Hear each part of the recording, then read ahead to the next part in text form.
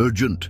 A doctor at the prison where P. Diddy is being held says he contracted HIV because of what happened recently. The revelations are disturbing, from forced relationships to the use of contaminated syringes and frightening conspiracies that put his life at risk. What's really happening behind bars? P. Diddy continues to commit the same crimes while in prison. Does he deserve to go through all this? Leave your opinion in the comments, because in this video we will hear the report from the prison's chief doctor, where he will report all the details of the atrocities that P. Diddy is committing and how he may be harming the health of other prisoners. Before then, subscribe to the channel so you don't miss any shocking revelations like this. The truth is about to be exposed. The prison's chief doctor's report begins like this. I work in the medical wing of one of the most notorious prisons in the country, and what I'm going to share with you is something I've witnessed firsthand. When P. Diddy was brought here, there was a buzz in the halls. A man of that magnitude with fame and money automatically becomes a target. It doesn't matter who you are out there. Here, the rules are different. At first, he seemed to be trying to keep himself isolated. But the truth is that no one can hide in prison for long. Fame attracts attention, and attention here isn't always good. Soon I heard rumors that he was being pressured by a group of highly dangerous prisoners. These men control parts of the prison as if they were kings in their own kingdoms. They make proposals to new inmates, and refusing can mean serious consequences. I saw cases where prisoners like him were forced to form relationships in exchange for protection. Some do it out of fear, others because they see no other way out. And with Diddy, the situation was even more complicated. He was dealing with immense psychological pressure. The fame, the public trial, the isolation. All of this left him emotionally vulnerable, making him an even easier target. There was a day when he showed up at the medical ward with superficial injuries, which is not uncommon here. His explanation was vague, but the look on his face told a different story. I've seen that look before. It's the kind of expression you recognize in someone who has been forced into something against their will. I can't share explicit details for ethical reasons, but I can say that his behavior changed drastically after that. He seemed more closed off, darker. A few weeks later, the first signs of infection appeared. We perform routine tests to check for communicable diseases, and that's when suspicions began to arise. I can't confirm anything officially, but as a doctor, it's impossible to ignore the patterns. The transmission of diseases such as HIV in prison is not uncommon, especially when coercion or violence is involved. What is most tragic about this is that he was a man who was visibly broken inside. There were signs that he had already lost the will to fight. This environment can destroy anyone, even those who have faced the entire world. And when you combine the psychological burden with physical exposure, the consequences are almost inevitable. In the end, the stories circulating about him are not so far from reality. Prison is a place where vulnerability is brutally exploited, and for someone like P. Diddy, that vulnerability became a weapon used against him. Another dark aspect of prison life that many people don't fully understand is the proliferation of drugs. Yes, even behind bars, illicit substances find their way in. I have lost count of the number of times I have treated prisoners who suffered overdoses or serious infections due to shared syringe use. The system tries to contain this, but the truth is that trafficking schemes within prisons are extremely sophisticated. When P. Diddy arrived, he was already visibly emotionally shaken. This isn't something you expect from someone with his presence on stage, but in here, everything changes. It wasn't long before rumors spread that he was experimenting with drugs. At first, he denied it like many other prisoners do, but the marks on his body began to tell another story. One day, he showed up at the infirmary with clear symptoms of an infection in his arm. The area was swollen with signs of inflammation. I asked what had happened, and he shook his head, saying he had been hurt in a fight. It wasn't hard to see that he didn't want to tell the truth. In many cases like this, inmates feel ashamed or are afraid of the consequences of admitting to drug use. The syringes here are reused by dozens of people without any type of sterilization. It's deadly Russian roulette, but for many, it's an escape. And Diddy didn't seem to be an exception. The weight of prison, trauma, and constant threats can lead someone to seek relief in any form of intoxication, even if it comes with such a high price. The saddest thing is that when I examined him, I saw more than physical signs. There was something about him, a kind of resignation that is common among those who have lost the will to fight. He knew what he was doing to his body, but he didn't seem to care. I can't confirm whether this was a deliberate act, a type of self-sabotage, but it wouldn't be the first time I've seen someone use drugs here as a way to hasten the end. The drug problem in prison is more than an issue of addiction. It is a reflection of despair, of lack of hope. And when it comes to someone like P. Diddy, who has always been at the top, the fall seems even more devastating. Prison is a place where violence is always lurking. Here, conflicts can start for any reason. Territory disputes, debts, even a simple look at the wrong moment. I've seen more injuries caused by fights than I can count, and these fights aren't limited to punches or shoves. Improvised weapons, such as blades made from pieces of metal or plastic, are extremely common. In P. Diddy's case, he quickly became a target because of who he was. Being famous in an environment where everyone wants to prove something can be a dangerous burden. He once showed up at the infirmary with deep cuts on his face and arms. According to him, he had been attacked in the cafeteria. He didn't give many details, but the extent of the injuries suggested he had been involved in a serious fight. Now this is where things get complicated. In these fights, direct contact with blood is very common. When you are defending yourself or trying to survive, you don't even think about the risks. The problem is that in a place like this, where diseases like HIV and hepatitis C are common, any cut or exposure to blood can be fatal. I have treated prisoners who unknowingly contracted illnesses during fights. It's a chain of events. Someone infected comes into contact with another person, whether through a contaminated blade, a punch that causes cuts, or simply by falling onto a bloody floor. For many, this goes unnoticed until symptoms begin to appear weeks or months later. Diddy was no different. Although he was treated like a celebrity, he was not immune to the brutal rules of this place. I'm not sure if he understood the risks when he was attacked or when he tried to defend himself, but the injuries were serious enough to raise suspicion. And once again, the look on his face said it all. It wasn't just physical pain. It was an emotional weight, a silent acceptance that every blow and every wound was only hastening the inevitable. To make matters worse, he seemed to avoid regular medical care, as if he didn't want to face the possibility of a diagnosis.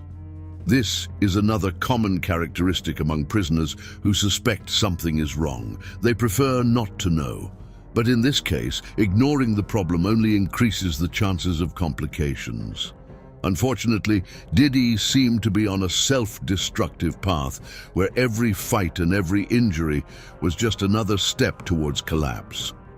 Working here, one thing I quickly learned is that the real enemy for many inmates is not the system or other inmates. It is the mind itself. For some, prison is more than a punishment. It is a place where they lose the battle against themselves. P. Diddy, in particular, seemed to have been fighting this silent fight since the day he arrived. He was a man who always had everything: money, fame, power. But when those things are taken away, all that's left is the raw truth. And here, people can't escape it. I saw clear signs that he was indulging in self-destructive behaviors. I can't share confidential medical details, But there were times when he showed up in the infirmary with injuries that didn't seem to match his explanations. Cuts on hands, marks on arms. At first, he said they were the result of fights or accidents, but as a doctor, you learn to recognize when someone is hurting themselves. Self-injurers, especially in an environment like this, often do it for two reasons: to feel something in the midst of emotional emptiness, or to hasten what they see as an inevitable ending. In his case, there were times when I would watch him and think, he's not just accepting what's happening, he's giving himself over to it. Reports from other prisoners were also worrying. I heard he was deliberately isolating himself, refusing offers of protection and even food on some days. He avoided social interactions, and this is a clear sign that the person is entering a downward spiral. When you see someone move away from the little that keeps them connected to reality, you know they are dealing with something serious. There is also the question of how he handled his health. He began rejecting basic treatments, ignoring infections and other problems that could easily worsen. This behavior is not uncommon in people who have lost hope. They stop taking care of themselves because deep down they have already decided that it is no longer worth it. The hardest thing to watch as a doctor is the mental deterioration of someone who, on the outside, should be an unshakable figure. P. Diddy was not the man the world knew. He was a broken reflection, someone who seemed to be using prison as a kind of stage to express his pain in destructive ways. What he did to himself was a cry for help that, unfortunately, few were willing to hear. In the end, acts of self-destruction like his are a way of giving up. And for someone with so much to lose, this surrender is both a tragedy and a reminder of how devastating prison can be to the mind and spirit. One of the cruelest aspects of prison life is the way inmates establish their hierarchies. There are men here who control everything from food distribution to drug trafficking to who is allowed to be in certain areas. For someone like P. Diddy, famous and financially well off, he quickly became a target. From the first few days, it was evident that he was being watched. Influential men in prison often try to recruit or exploit people like him. Sometimes it's for money, other times it is simply to demonstrate power. And for many, refusing these offers is not an option. It doesn't take long for these dynamics to force someone to do things they never imagined. There were reports that he was invited to be part of certain groups. These groups don't just form alliances for protection. They often involve rituals or activities that test loyalty and commitment. I have seen cases where new members are forced into degrading acts to prove their worth or to be accepted. With Diddy, it appears he was being manipulated in a similar way. One day, he came to the infirmary with clear signs of exhaustion and bruises. When I asked what had happened, he avoided eye contact and mumbled something about paying debts. It was clear to me that he was under the control of one of these groups. Many prisoners end up being sexually exploited or forced into humiliating acts as a form of submission. This can include relationships that drastically increase the risk of disease transmission, especially since the health and safety of anyone involved is not a priority in these types of dynamics. Relationships with these dangerous groups are not just physical, they are psychological too. They place the person in a position of constant fear and dependence. Diddy, who has always been an authority figure in the outside world, seemed to not know how to deal with this role reversal. He was trapped, with no way out. I remember a quick conversation we had while he was waiting to be seen. He said something I'll never forget. "In here you learn that power is an illusion." It was a simple comment, but loaded with meaning. He knew he was being used, but he also seemed to believe he had no other choice. And this combination of forced submission and powerlessness is what makes these situations so devastating. For someone with his life trajectory, entering this cycle of exploration was a profound blow. Once again, I saw a man who was not only physically vulnerable, but also mentally defeated. The consequences of such relationships, whether social or biological, are not something that disappears when the prison lights go out. Here, survival is not always a matter of physical strength. It's often about who you know and what you're willing to do to stay safe. When you're a public figure like P. Diddy, the dynamic changes. He had something other prisoners wanted: money, influence, and fame. But in prison, these things only count if you can use them to buy protection. From an early age, it was clear that he was at a disadvantage. Without alliances, he became an easy target, and everyone knew it. In this environment, offering favors in exchange for security is more common than many would like to admit. These favors can be financial, but with limited currency within prison, they often take more personal and degrading forms. There were persistent rumors that he began making deals with influential groups. These agreements are not made by real choice. They are disguised impositions. Men like him, with financial resources, often find themselves forced to pay large sums of money to avoid attacks. But when money isn't enough, the demands can quickly become more physical. Once, he came to the infirmary with a cut on his face. When I asked what had happened, he avoided answering directly. "Sometimes you have to do things to keep breathing," he said, staring at the floor. I didn't go into details because, honestly, many prisoners prefer not to talk about it. But that phrase stuck with me. It was a reminder of the price some pay to survive here. These favors often come with a cost that goes beyond the moment. In addition to the emotional impact of being forced to do something against your will, there is the constant risk of contracting illnesses. Intimate relationships in prison are rarely consensual or protected, which drastically increases the chance of infections like HIV spreading. I've seen this pattern so many times that it's become predictable. People in vulnerable positions, without strong alliances, end up being exploited in ways that leave them scarred forever. Diddy, as powerful as he was in the outside world, here inside he was just another prisoner trying to survive in a ruthless environment. In the end, what happened to him was no different than what happens to many others. Exchanging favors for protection is a vicious cycle. You give something to keep yourself safe, but in the process, you lose parts of yourself. And when this involves your health, the consequences can be fatal. If there's one thing I've learned working in a prison medical wing, it's that resources here are always limited. When it comes to health, the prison system often fails to provide the minimum necessary to guarantee the well-being of prisoners. For many, service is a mixture of improvisation and negligence. And for someone like P. Diddy, that meant more risks than benefits. He once showed up at the infirmary with a deep cut on his arm, the result of an incident in the cafeteria, he said.